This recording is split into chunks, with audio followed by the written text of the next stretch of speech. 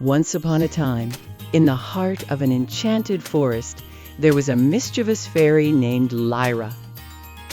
Her wings shimmered in the sunlight, and her laughter echoed through the trees, often followed by the sound of woodland creatures caught in her playful tricks. She was known far and wide for her pranks, turning acorns into glowing orbs and making flowers bloom out of season. The forest was her playground, and the creatures, though sometimes startled, couldn't help but laugh along. But not everyone was amused. The fairy elders, wise and ancient, had watched Lyra's antics grow more reckless with each passing day.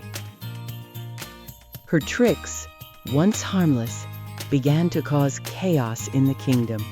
One fateful day, after a prank gone wrong that almost destroyed an entire meadow, the fairy council convened in grave concern.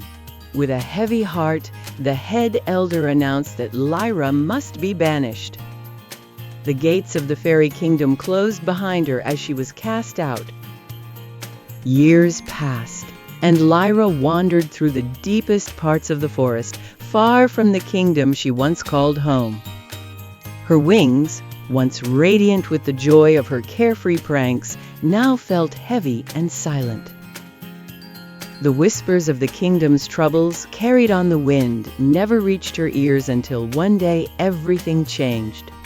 Dark clouds rolled across the sky, twisting and curling in unnatural patterns. The ground beneath the fairy kingdom trembled. A curse had been cast, one so powerful that it began to turn everything to stone. Trees, flowers, and even the grandest of castles were now becoming lifeless statues. The once vibrant and beautiful land was quickly withering away under the curse's malevolent grip. It was then that a small sprite appeared at the edge of Lyra's solitude. The sprite, glowing softly in the twilight, carried a message of great urgency from the fairy queen herself. The curse could only be lifted by the one who had once brought chaos to the kingdom. Lyra was the only hope. With renewed determination, Lyra set off toward the kingdom. As she journeyed through the forest, memories of her past misdeeds haunted her steps. The squirrel she had once tricked, now older and wiser, stood before her with cautious eyes. Lyra, humbled, greeted the squirrel and asked for his forgiveness.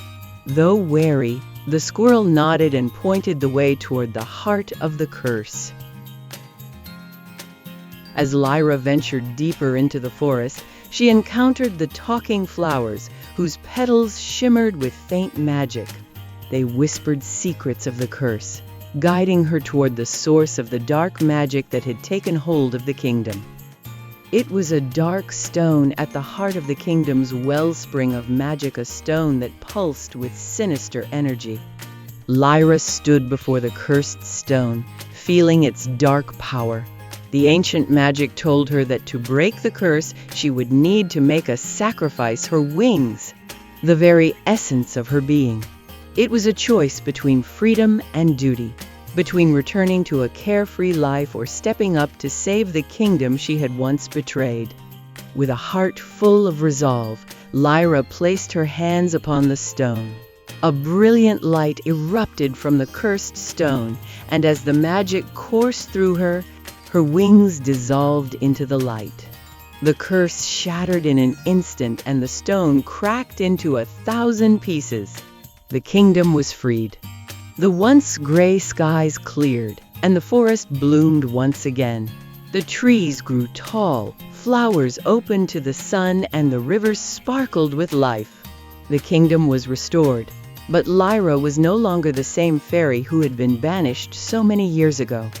The fairy queen, seeing Lyra's selfless sacrifice, approached her with a gentle smile.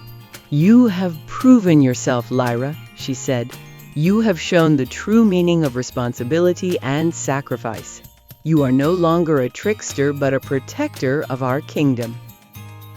Lyra's wings, now regenerated with a soft, glowing light, were no longer a symbol of mischief, but of love and understanding. She was welcomed back into the kingdom, no longer a mischievous fairy, but one who had learned the true magic of sacrifice.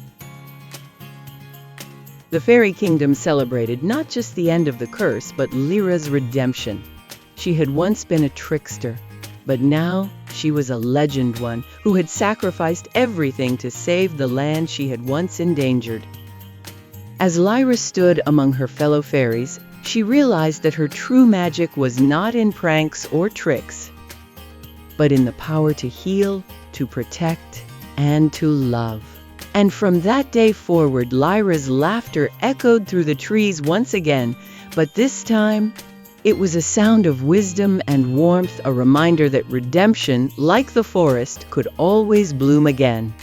And so, the fairy kingdom flourished, its people forever grateful for the fairy who learned that true power comes from sacrifice and that redemption, once sought, could heal even the darkest of curses.